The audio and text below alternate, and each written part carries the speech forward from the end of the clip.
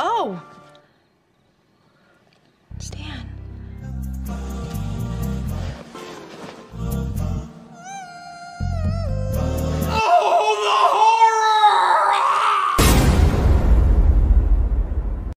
Halo kaum rebahan dimanapun Anda berada. Kali ini kita akan bahas film yang berjudul Big Stan.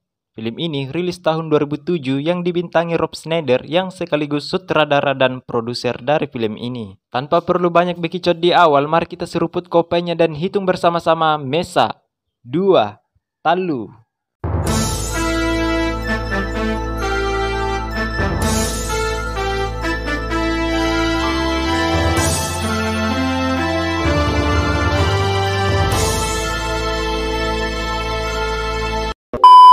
Berfokus pada kisah seorang pebisnis properti yang bernama lengkap Stan Minton. Ini orangnya. Dia dituduh melakukan praktek penipuan pada setiap bisnisnya, sehingga Stan harus dibawa paksa oleh polisi. Stan Minton, you're under arrest for fraud. Anything you... Sign it, you white Jezebel! Di persidangan pertamanya, Stan dinyatakan bersalah sehingga dia mencoba meminta pengacaranya untuk menyuap hakim dan membuat pernyataan bahwa hal itu dilakukan secara tidak sengaja. Tujuannya agar Stan bisa dipenjara hanya dalam tempo 1 tahun saja. Lawyer, you lost. I'm truly Sayangnya, si pengacaranya masih berpikir rasional dan ingat bahwa uang bukan segalanya. Beliau pun menolak hal itu yang membuat Stan langsung memecatnya saat itu juga. be my guest. I'm sure any shyster on the street. Stan lalu menyewa pengacara lain bernama Popper. Beliau merupakan pengacara yang kotor dan licik. Itu tergambar jelas dari tampangnya di mana dia berhasil menyogok hakim yang membuat Stan cuma dapat hukuman penjara selama 3 tahun. Itu pun ditunda selama 6 bulan lamanya. Court is adjourned.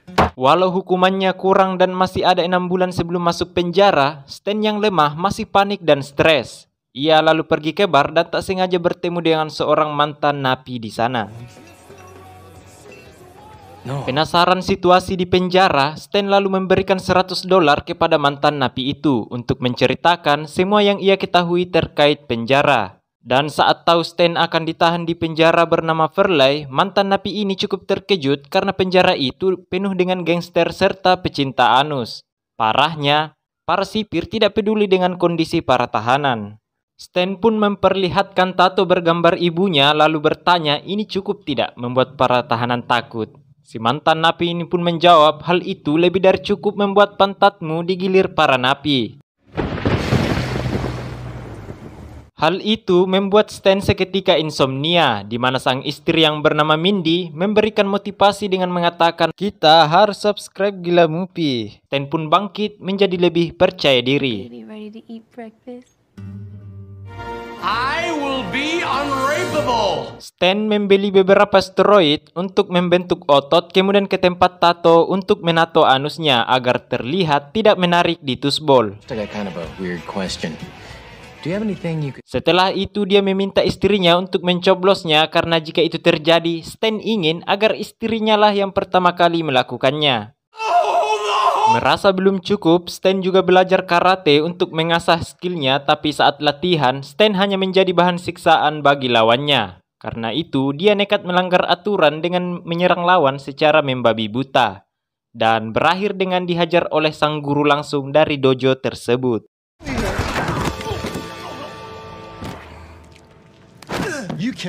Di balik kemalangannya, Stan bertemu dengan seorang pria misterius, di mana dia mengungkap hal-hal tentang kekuatan dan bela diri yang sesungguhnya. Kemudian beliau menuju tembok dan hancur yang membuat Stan sampai terkagum-kagum. Pria itu bernama The Master. Watau! Questions? Stan lalu meminta sang master mengajarinya dan membawanya ke rumah, di mana terlihat si istri nampak tidak suka dengan beliau. Namun karena ingin suaminya selamat, sang istri pun membiarkannya. Hari pertama Stan dibangunkan pagi sekali lalu disuruh sarapan dengan jus pankreas sapi mentah yang tentu sangat bau amis, di mana hal itu akan Stan konsumsi setiap hari hingga Stan masuk dalam penjara. Hari ini Stan mulai dilatih untuk punya fisik yang tangguh, diantaranya dipukul obor agar kebal, dilatih pentil agar punya pentil super, sarapan ekstrim kala jengking hidup, Hingga akhirnya sang istri muak dengan The Master dan Stan yang dianggap sudah berlebihan. Lalu dia memutuskan pergi dari rumah itu. Selfish?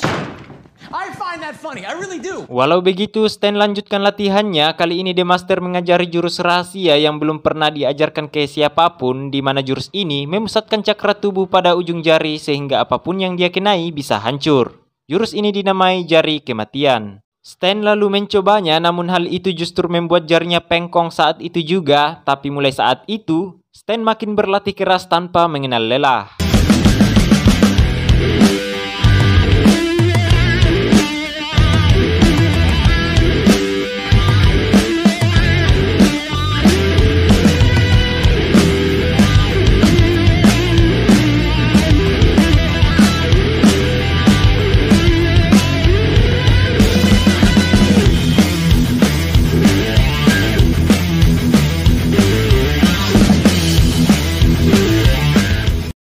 Enam bulan sudah berlalu, kini Stan telah menguasai semua jurus termasuk jari kematian. Dan tibalah ia menguji hasil latihannya dengan menantang sang guru dojo yang pernah menghajarnya waktu itu.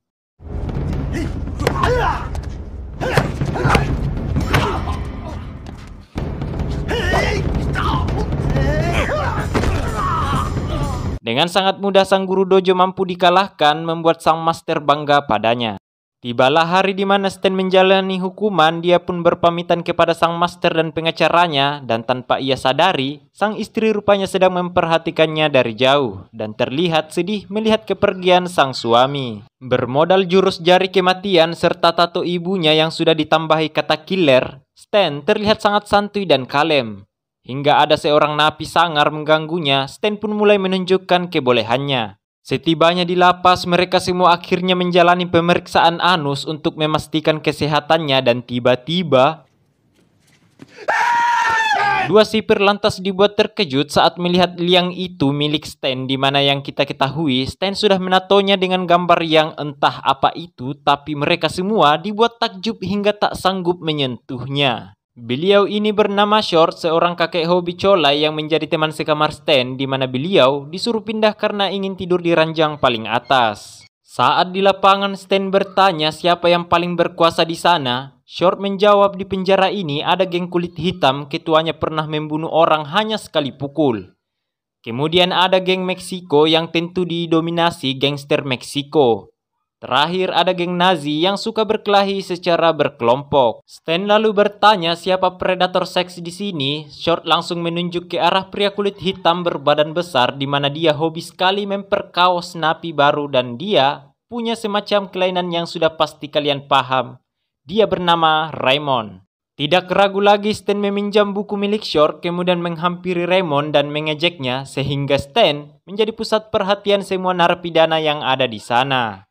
Di saat Raymond menyerang, Stan langsung membalas dengan buku lalu menghajar dan lodok celananya. Kemudian Stan langsung mematahkan ketiga jari milik Raymond.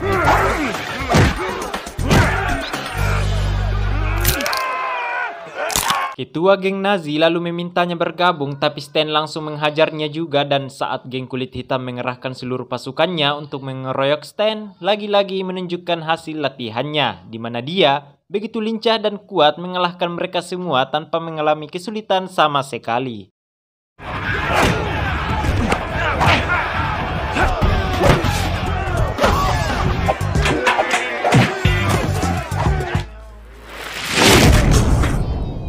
Dan pada hari pertamanya, Stan langsung jadi jagoan di lapas tersebut, di mana saat makan siang semua napi langsung pindah dari meja yang akan Stan pakai. Pertanda semua orang sudah takluk oleh sosok Stan. Sore hari pun tiba. Stan dipanggil oleh kepala penjara di ruangannya, yang mana saat sipir akan melepas borgolnya, rupanya Stan sudah melepaskannya terlebih dahulu dengan mematahkan kedua pergelangan tangannya.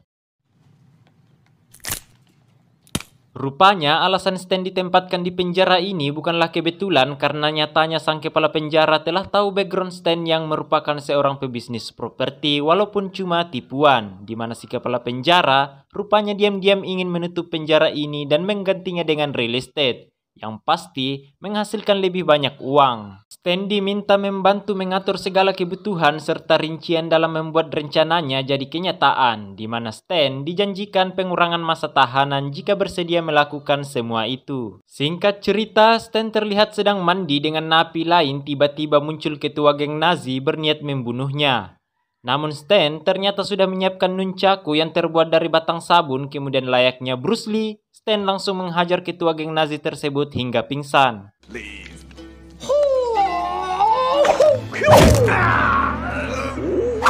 Stan kemudian menyerahkan sisanya pada geng kulit hitam di mana mereka akan mentus bol yang itunya secara berkerumun dan itu sangat mewataukan.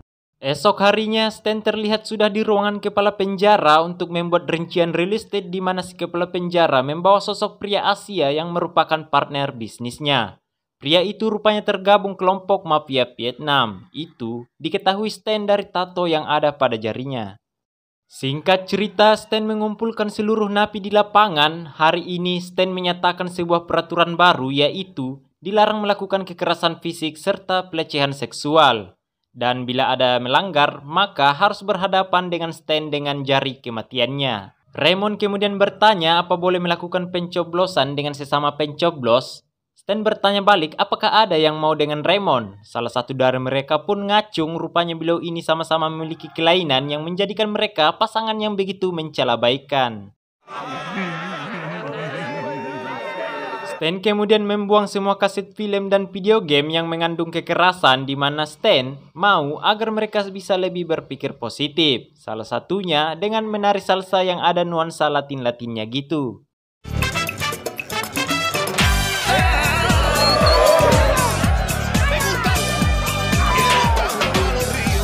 Setelah berpidato, 3 pemuda yang selalu jadi bahan bulian berterima kasih pada Stan dan mau jadi bawahannya, di mana semua napi lain rupanya meminta hal yang sama, sehingga hanya terdapat satu geng di lapas tersebut yang dipimpin langsung oleh Stan.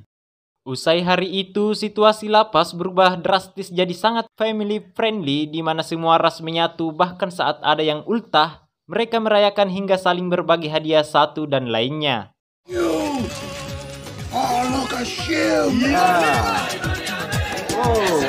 Singkat cerita, Stan kedatangan tamu yaitu si Mindy yang nampak tidak ngambek lagi. Kemudian mereka melakukan pengenceritan di kamar dan saat selesai, Stan lantas bertanya, "Kamu mendapatkan posisi baru dari mana?"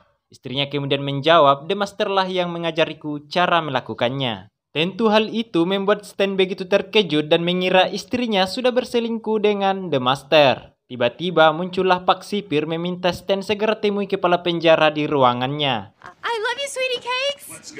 Sebab situasi lapas jadi damai yang bertolak belakang kesepakatan Stan di awal. Karena bila situasi lapas tentram, lapas akan sulit ditutup dan sang kepala penjara takkan mampu merealisasikan mimpinya dalam membangun real estate di lokasi itu. Demi memberikan sedikit intimidasi, mafia Vietnam kemudian memukul dinding kayu lalu kepala penjara mengancam takkan mengurangi masa tahanannya jika Stan enggan mengembalikan kekacauan seperti sedia kala. Stan lantas jadi dilema sebab satu sisi peduli dengan tahanan tapi di lain sisi ingin segera keluar demi menghajar The Master yang sudah berselingkuh dengan Mindy istrinya. Di waktu makan siang, Stan melempar makanan si pemuda yang mengidolakannya. Lantas hal itu membuat seisi ruangan jadi kaget lalu Short mulai menjauh sebab kecewa dengan Stan yang tak lagi peduli pada mereka. Scene berpindah, kepala penjara membawa beberapa dewan gubernur demi memeriksa lapas yang sengaja dilakukan. Sebab pada pukul 12.30 nanti, semua napi akan dikumpul di lapangan hingga terjadi kekacauan dan para sipir akan menembak mereka sampai tidak tersisa. Sehingga tiada alasan lapas ini akan bertahan dan real estate impian kepala penjara segera terrealisasikan. Kepala penjara juga menyuruh Stan untuk bertemu Dewan Pembebasan bersyarat dan bersikap baik depan mereka. Akan tetapi Stan rupanya tidak tega membiarkan mereka semua mati dibantai para sipir, sehingga Stan berbicara kasar sampai permintaan bebas bersyaratnya langsung dibatalkan. Can I, please? Parole denied. I bet they're pink. Are they light brown? Or are they dollar sign? Saat keluar rupanya sudah ada The Master bersama istrinya hingga terungkap bahwa The Master rupanya terkena impoten akibat kebiasaan merokok yang tentu mustahil Mindy selingkuh dengan The Master. Sebab faktanya The Master cuma mengajari jurus bela diri sederhana persis yang Master ajarkan padanya juga.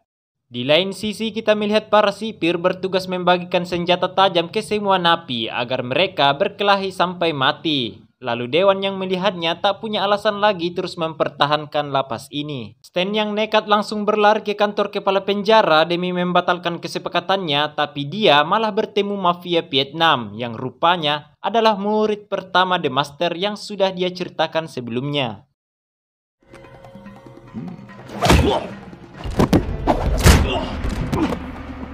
Stan lalu dihajar hingga lubang celengannya nampak, di mana si mafia Vietnam itu rupanya adalah seorang homowan yang doyan mencoblos juga.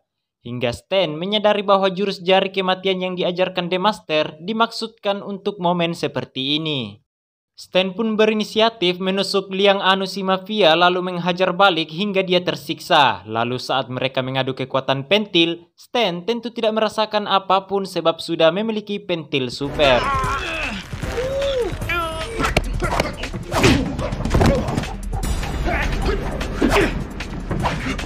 Lalu tibalah Stan menggunakan jari kematiannya dan menyerang dengan jurus tersebut. Lalu si mafia terlempar ke belakang sampai miniatur real estate milik kepala penjara tertancap pada liang poloknya.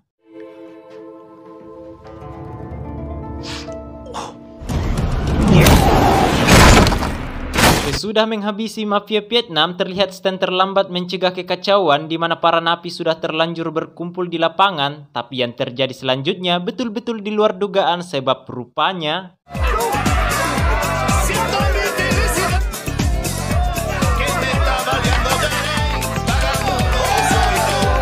ternyata para narapidana cuma menari saja seperti yang sudah diajarkan Stan, hingga hal itu membuat kepala penjara begitu murka dan memerintahkan penjaga untuk menembak.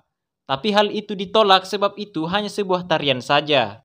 Dan akhirnya kepala penjara merampas senjata apinya lalu menembak mereka dengan brutal, hingga hal itu dilihat langsung para dewan gubernur. Hingga saat ingin menembak Stan, datanglah sang istri menendangnya seperti yang dipelajari dari The Master.